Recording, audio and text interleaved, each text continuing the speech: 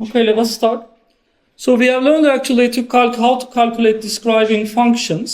So far we have seen only static elements whose describing functions turned out to be all real. And this is actually correct for any static nonlinearity, any memoryless nonlinearity. And the describing functions turned out to be real, and that is actually correct for any static or memoryless nonlinearity. Today we are going to calculate the describing function of a dynamic nonlinearity, meaning that it's going to be a nonlinearity with actually memory. So let us try an example. Describing function of a relay with hysteresis.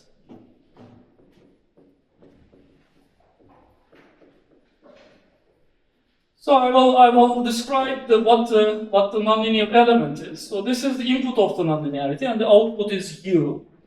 So we have a hysteresis element here that is looking like this.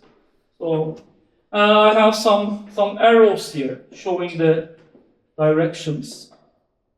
Here in these parts, both directions are actually possible. So I have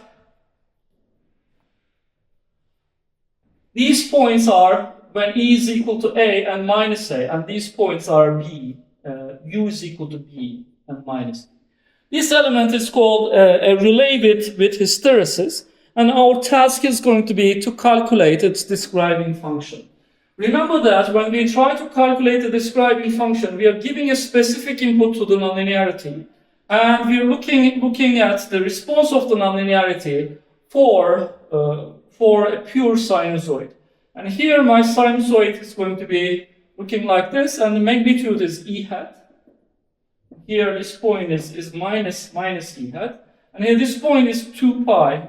I could actually write pi over 2 and 3 pi over 2. Okay? And we are going to be drawing the response of this nonlinearity to this input.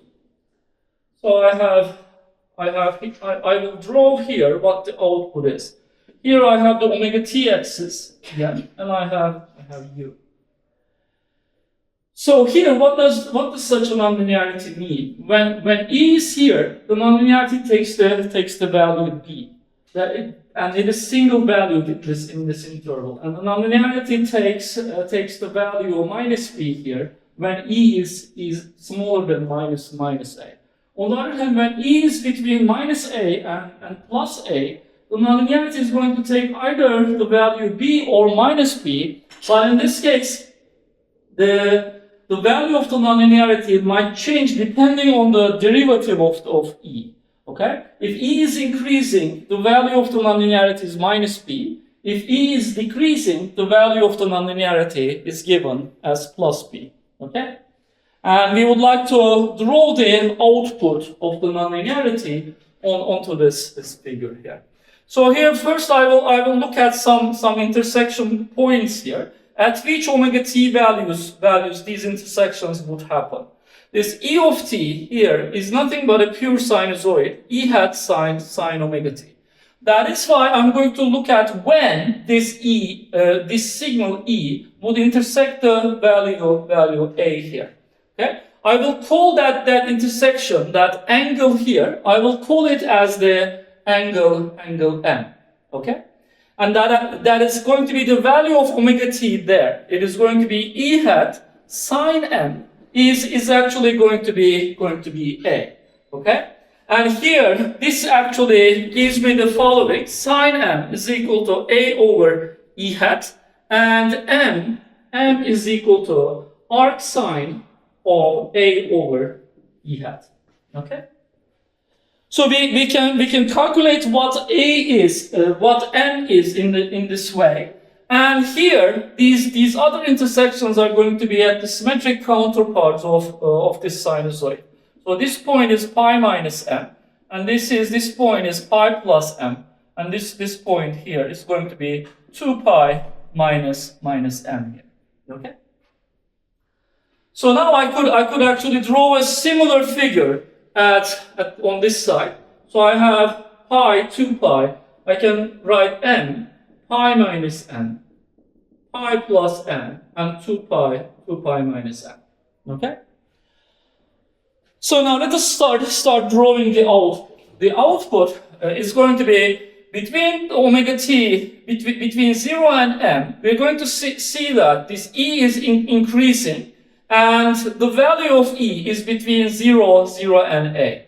This means that the nonlinearity is actually going to be taking the value minus b here. Okay, because E is increasing here in this interval, and increasing, and if E is in this interval, if it is decreasing, it's going to take the value b. If it is increasing, it's going to take the value minus b. Okay, so in this interval, we see that the nonlinearity takes the value minus b. So after that point, we see that the amplitude of E gets larger than A, and if that amplitude is larger than A, then we see that the nonlinearity has a single value here, which should be B. So at this point, there should be a switching to the value B here. Okay, and we see that this is actually increasing. And we are going to continue at value b here, and we will continue with this until the value pi minus m. So this is going to continue here, and then we're going to again go into the multiple valued interval. And in this interval, we see that E is actually decreasing, which means that its value is going to remain at b. So, and it should remain at b until the time value, omega t, is equal to pi plus m.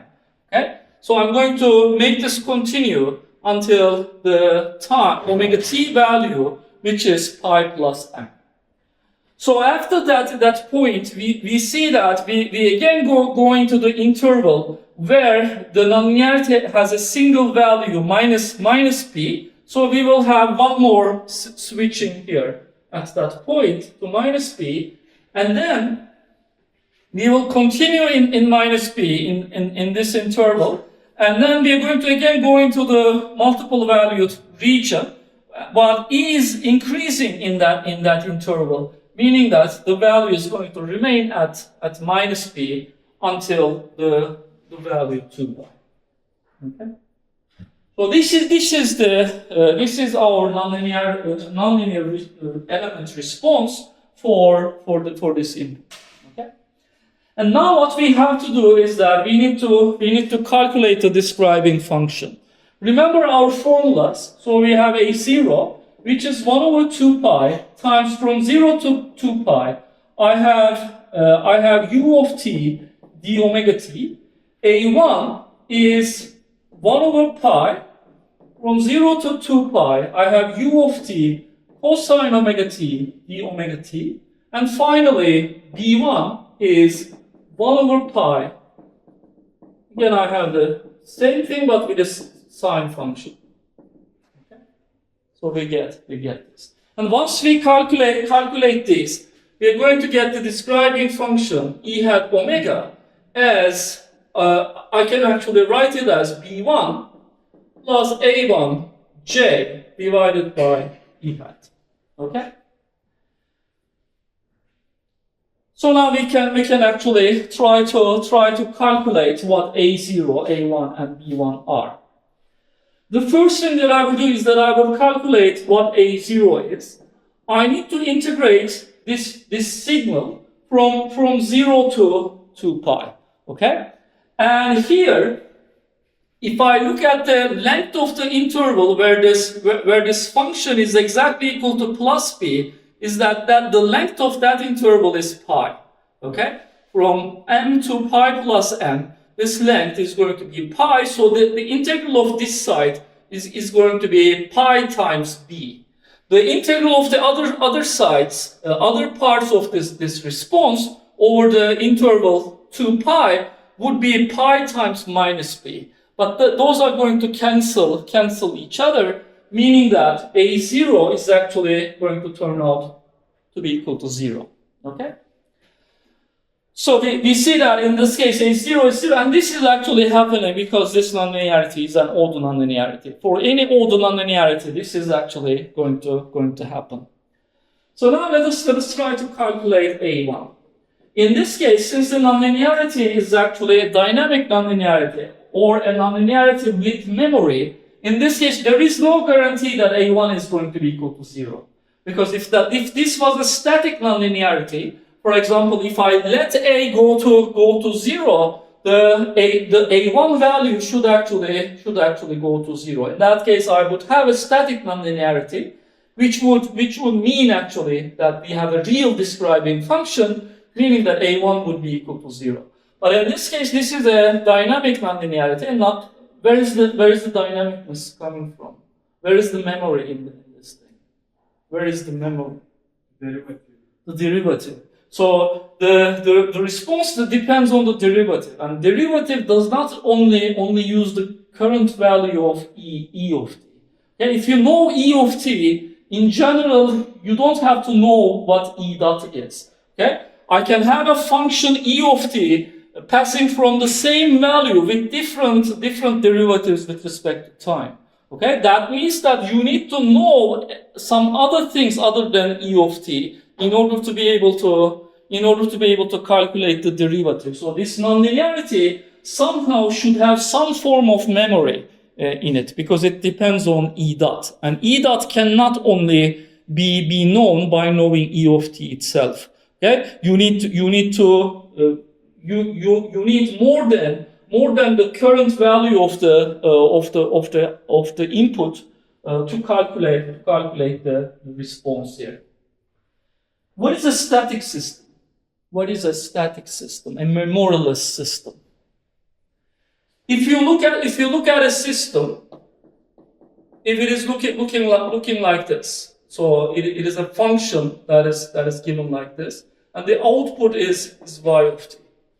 If the output at time t is only a function of the input at time t, that is a static system. Okay? So if suppose that this is my input, this input is let us say E of t.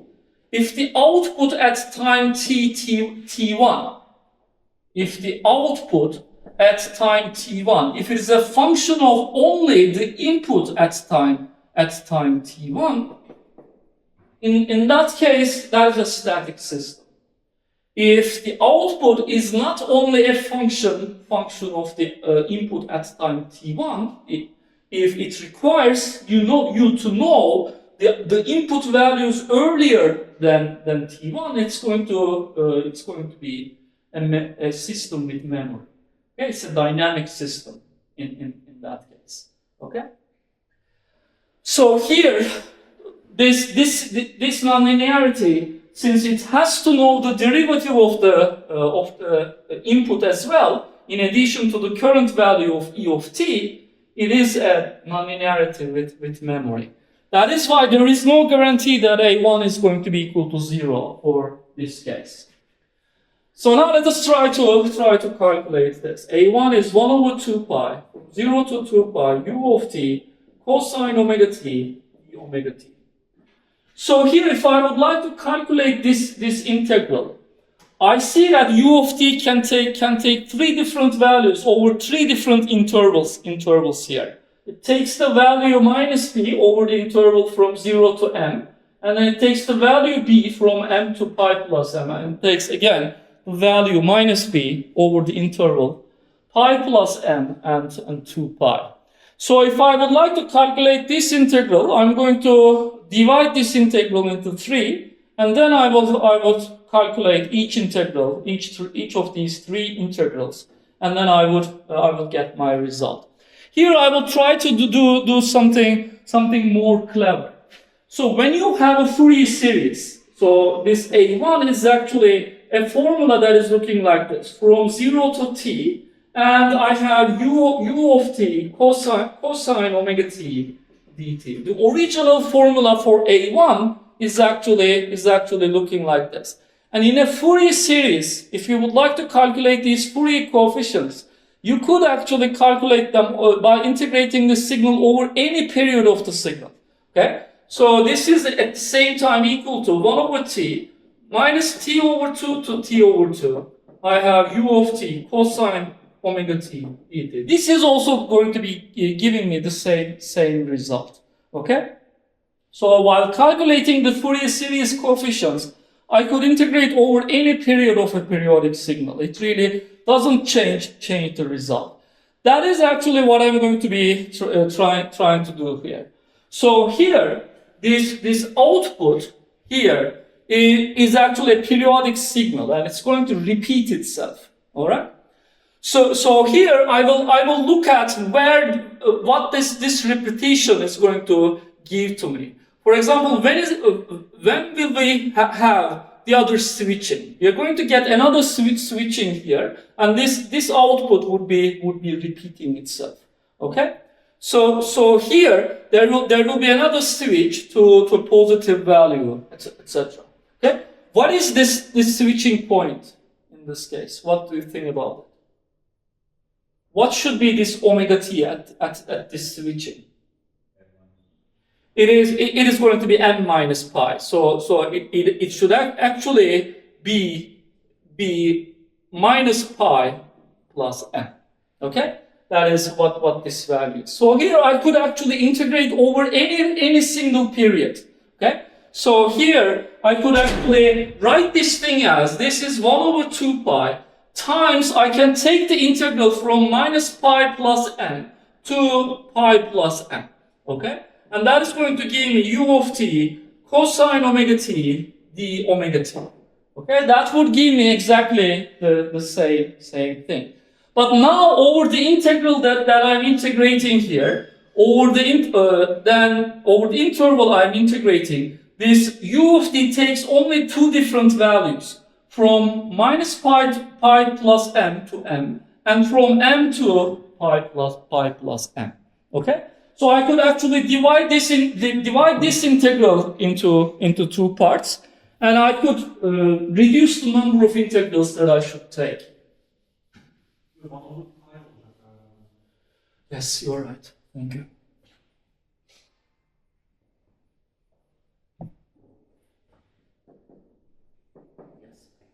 So I could actually divide this integral into two. Integrals from minus pi plus m to m. And u of t takes the value minus b there. Cosine omega t d omega t. And I have plus 1 over pi. I have from m to pi plus m. Now, u of t takes the value b there. And I have cosine omega t d omega t. So now once I get these two integrals, I see that in the arguments of the integrals, I have only omega t's here. So I could replace the dummy integration variable omega t to anything that I like. Okay? So I could actually write this as 1 over pi, from minus pi plus m to m. I have minus b. I will replace the dummy integration variable omega t to t for the sake of simplicity. Plus 1 over pi from m to pi plus m.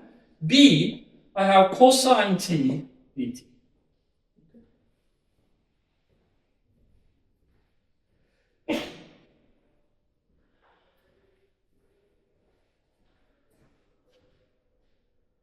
Now, I'm going to be looking at these two integrals.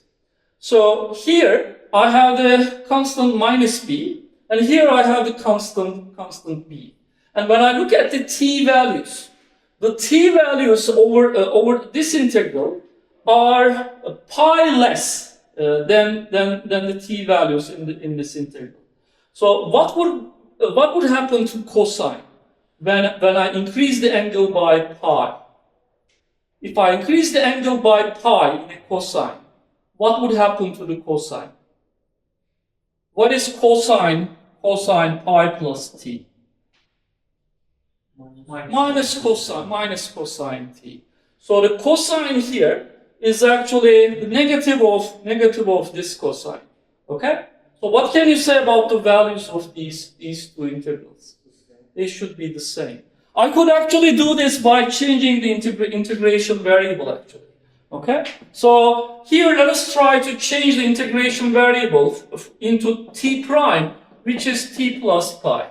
Okay? Let me change the integration variable, and that is going to be 1 over pi When t is minus pi plus m, t prime is going to be m. When t is m, t prime is going to be pi plus m. Minus p is going to remain where it is, and I have cosine t, which is going to be cosine t prime minus pi. But it is going to be minus cosine t prime. dt prime. It's going to be looking like this. And you see that these minus signs will cancel, and I will get exactly the same integral. Okay? So I have 1 over pi from m to pi plus m, b cosine t dt. So here it is sufficient for me to integrate only one of the integrals here, and the result is going to be twice that. All right? So I have 2 over pi. I will only integrate here m to pi plus m. B can be taken outside. I have cosine t dt. So now let us integrate 2b over pi. I have sine t, and I have from m to pi plus m. And this is going to be 2b over pi. I have sine pi plus m minus sine m. Okay? And I know that sine pi plus m is minus sine m. Okay? So the result is going to be minus 4b over pi sine m.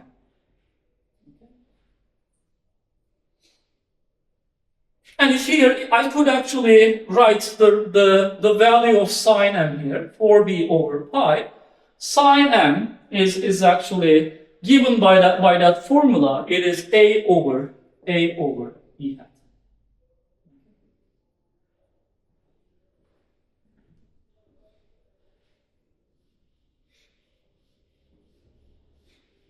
As e hat goes to infinity, where is that going to go?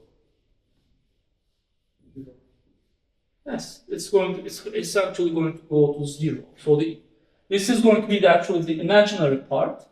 So as e hat goes to infinity, this is going to look like a static function, because this interval will be negligible. When the magnitude of e hat is very large, this is going to behave actually like a static nonlinearity. This part is going to be negligible in that case.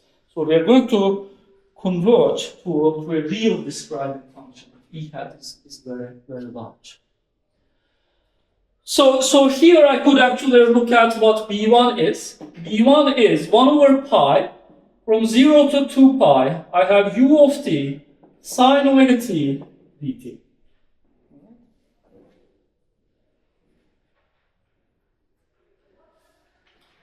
And here I will apply this same trick here. I could actually integrate here from minus pi plus m to pi plus m. I have u of t, and I have sine omega t, d omega t. And again, I could divide this into 2.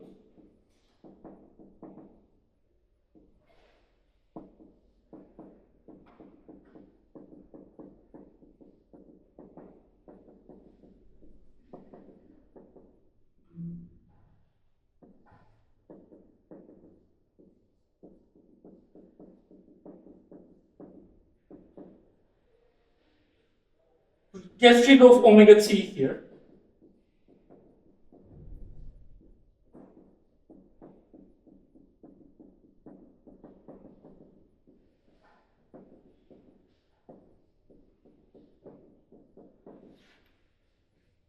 What can you say about these two integrals now?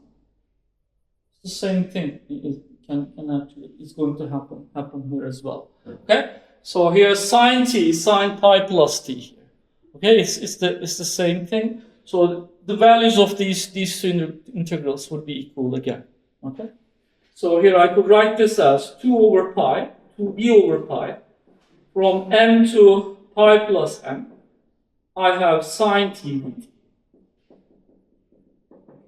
And I could integrate, and I could write minus cosine t here from m to pi plus m.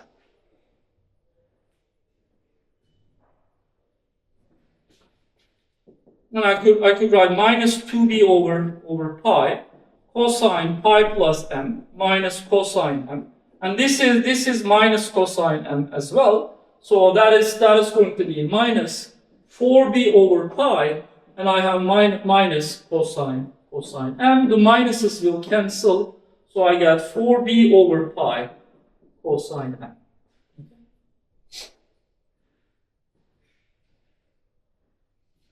And I could actually here write what cosine m is. Sine m is a over e hat, so I have 4b over pi square root 1 minus, I have a over e hat squared. 1 minus sine squared. Okay. That is what I have.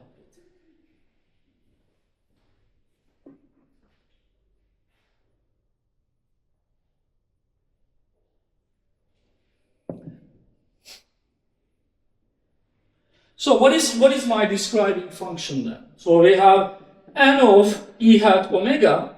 Here omega dependence again does not really appear. So I could actually write this as b1 plus ja1 divided by e hat here. Okay? So here I could actually write the following. In 4b over pi parentheses, I will here 4b over e hat, and I will write the other terms here.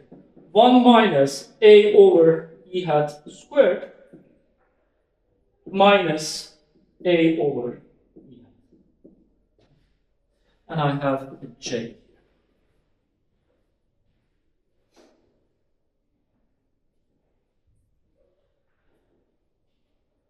Where would this number go as e hat goes to infinity? This goes to 1. Do you remember anything about this? What is it? Describing function of a relay. Okay? That actually means that if when e hat goes to infinity, this interval, where this multiple valued interval is going to look like it's not there. Okay? So when e hat is very, very large, in that case these m values would be very, very small, so that this is going to look like a relay output. Okay? That is why describing function in that case would turn into the describing function of a relay. Okay? So I have here is 4b over pi e hat is the describing function of a relay without any hysteresis. Okay? That is what we get in this case. And I will actually show you one more thing. So here I can actually use again this formula, n of e hat omega here. And I could write b1 over e hat as this. 4b over pi e hat. Okay? And I have cosine m. Here, this number is nothing but cosine m. Minus j, this number is nothing but sine m. Okay? And I get this. It is 4b over pi e hat. What is this? Is it minus? E to the minus jm. Okay? So this is just this is the relay with a phase shift. Okay? And the phase shift is given by this number m here. All right? We know that describing function is a gain in frequency domain. Okay? That is why a phase shift is appearing like a complex number there, which multiplies the relay describing function. A phase shift is given by a multiplication with a complex exponential.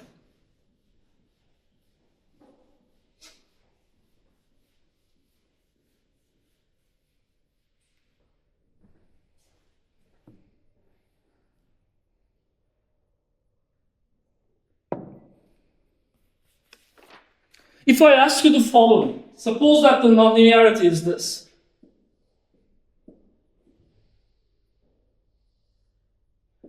Here slope is k. Okay? E. What is the describing function of a linear function? This is u is equal to ke. Okay? So if E hat sine omega t, u is k times E hat times sine omega t. Okay? In this case, this thing is our coefficient B1. Okay? What is coefficient A1? Coefficient of the cosine is this one. What is A1 for this case? It is 0. And B1 is k times E hat. Okay? And now what is our describing function? Yes? That formula. What is it? K. So describing function of a linear element is equal to the slope. Okay? So that would actually confirm also what we would confirm also the fact that describing function is a gain, but it's a gain in frequency domain. So here, if I give you another element here, if I give you this saturation, for example, let's suppose that this is my nonlinearity.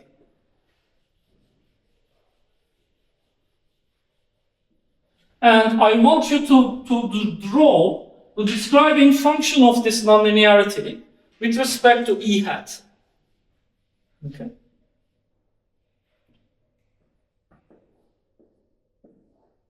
This is my E hat, and this is the describing function. Okay? So here I have, let us say, minus A and A here. And the saturation elements here, let us say here is B and minus B. Okay? Tell me the describing function. If this is the value A here, okay? E hat is between 0 and A. If E hat is between 0 and A, what is the describing function? Yes? It's going to be the slope. Okay? So that is why describing function is equal to B over A. Alright? For when the E hat is between 0 and A, that is what describing function should be. Why is that? Because for small E hat values, for small E hat values, this is going to look like a linear element that is with slope B over A. Okay? That is what we have. What is going to happen when E hat goes to infinity? If E hat is very, very large, in that case, the describing function should converge to what? If E hat is very, very large, this is just going to look like a relay in that case. Okay? So because this interval will not really be important anymore.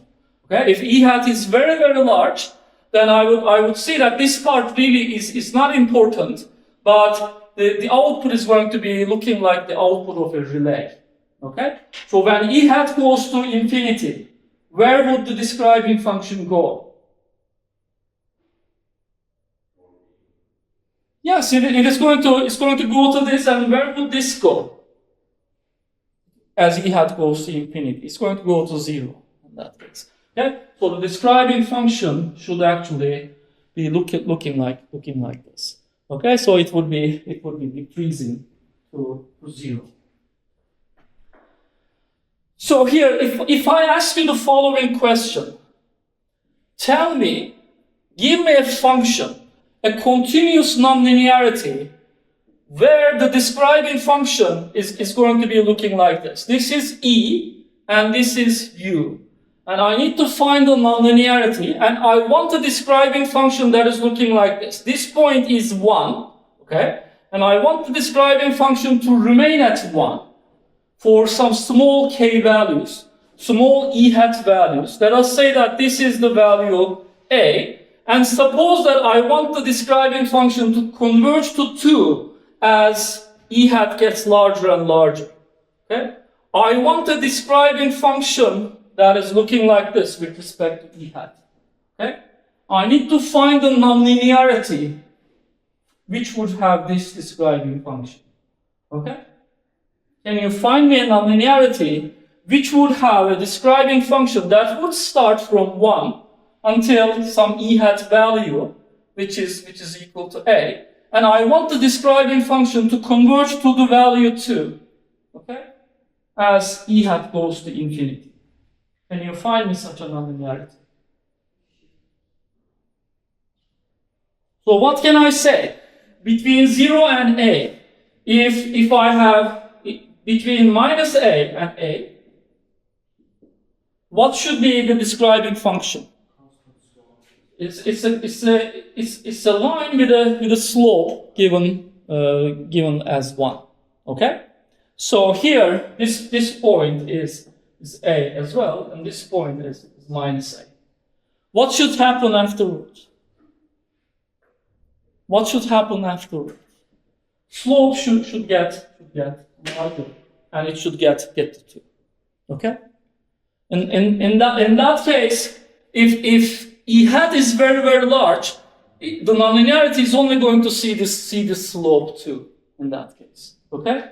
So then it's going to be like passing from a line with slope 2 in that case. Okay, that is what it's going to be looking like.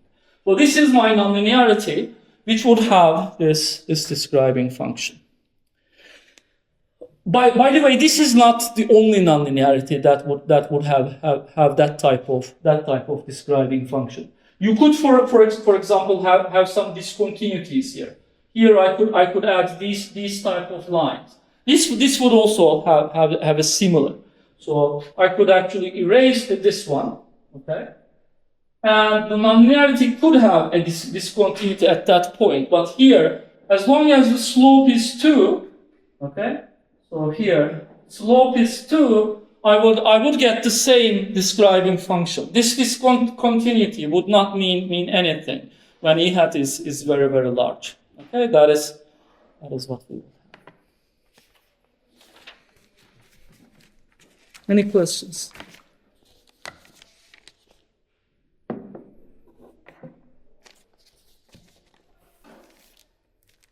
So now we are actually ready. We've learned about describing function calculation. Now we know how to calculate describing functions. So now we're going to use these results in order to be able to find the oscillation parameters in control systems. Okay? The existence or non-existence of oscillations and the parameters when the oscillations exist. And furthermore, the stability of oscillations when oscillations exist. We will use describing functions in order to be able to determine those things. So now let us write determining the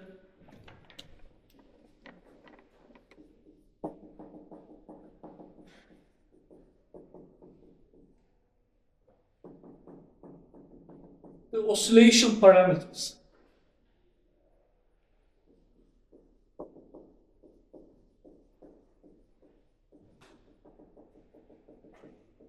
Using describing function analysis. So remember we have the following system block diagram. Describing function in this system block diagram is replacing this nonlinearity, and I have a g of s here. I have y of t, and r of t is equal to 0.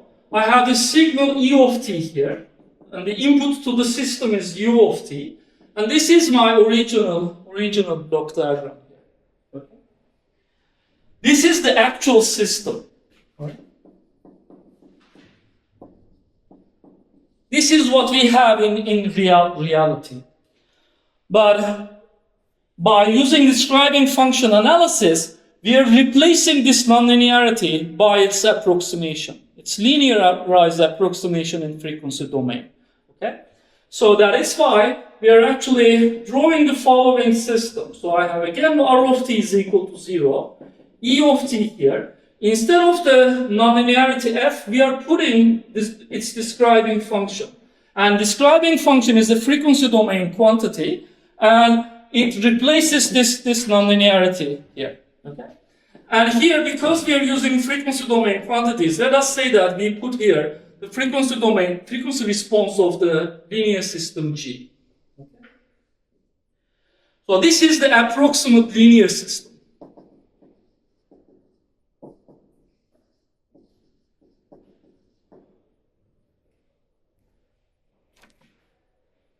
And I have u of t here, y of t here, given like this.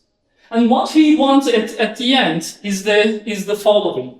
We want E of t to be actually E hat sine omega t. Okay?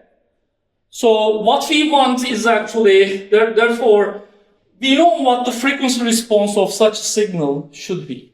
We know what E of j omega should be. It should be composed of two impulses with different signs. Okay, because E of t is a pure sinusoid, we would want a Fourier transform of E to have two impulses with opposite signs. Okay, therefore this is going to be non-zero when omega non-zero at omega.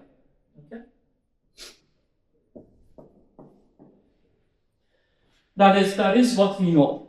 Now what I'm going to do is that I will try to write the Fourier transforms of y of t and in terms of e of t. Okay? Fourier transform of y of t is going to be y of j omega.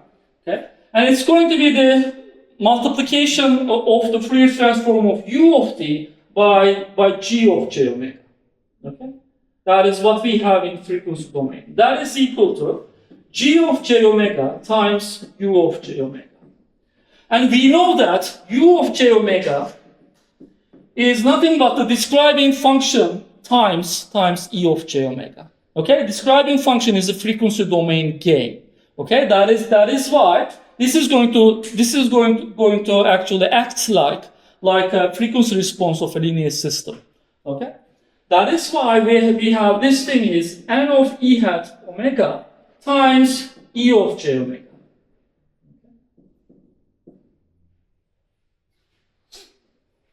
And what is e of j omega in this case? This signal E is nothing but the reference minus the output. Okay? So this is nothing but the reference signal Fourier transform minus the output Fourier transform. Okay? But we see here that this thing this reference is 0, so its Fourier transform is 0. So I have minus y of j omega. Okay.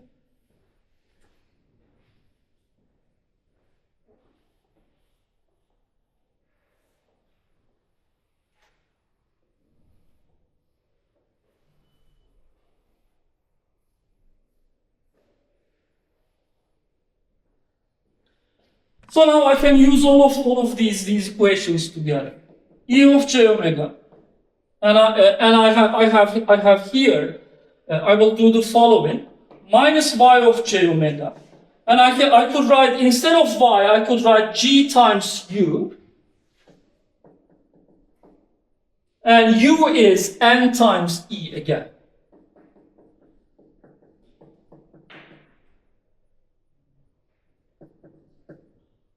Okay.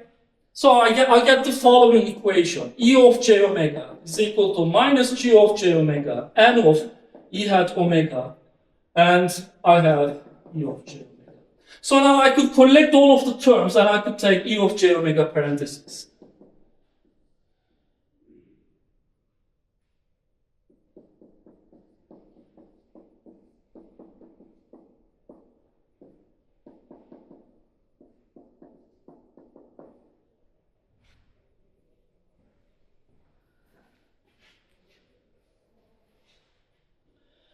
So we know that this E of j omega is non-zero at that specific frequency of interest, so we could actually cancel this because it's non-zero at that specific frequency that we would like. Okay?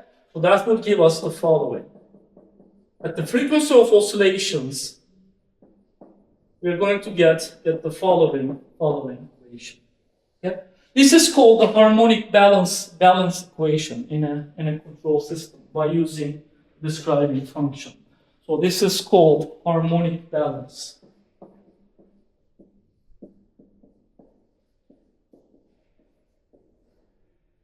And I could actually write this thing as follows. 1 plus n of E hat omega times G of S evaluated at S equals to J omega, that is equal to 0. Okay.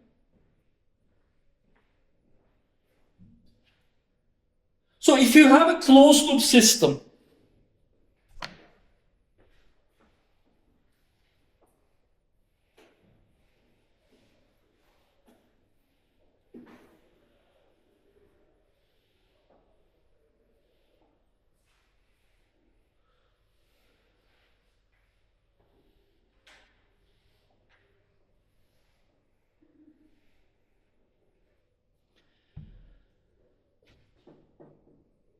so if you have a closed loop system that is looking like this, I have a G1 here, okay, and I have G2 here. This is my closed loop system. How would you determine the closed loop poles?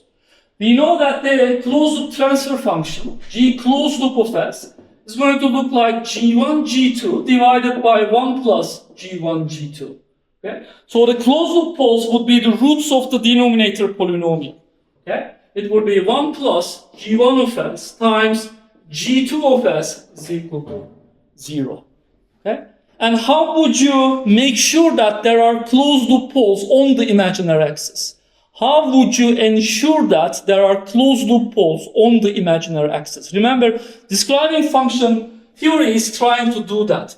If we want E of t to contain a sinusoid whose amplitude is neither growing nor decaying, then where do we want the closed loop poles of this linear system? We want them on the imaginary axis. Okay? So here, if I have closed loop poles on the imaginary axis, then I would have amplitudes whose magnitude is not actually changing at all. On the other hand, if I have closed loop poles here and here, the oscillation magnitude is going to decay to 0 exponentially. And here, if I have closed loop poles, then the oscillation magnitude is going to grow indefinitely. That is why, to have this E hat sine omega t oscillation, what we need from this linear system is that it should have closed loop poles exactly on the imaginary axis. Okay? And how do we ensure that such a system has closed loop poles on the imaginary axis? We just said S equals to J omega, and the result should be equal to 0. This is the same thing.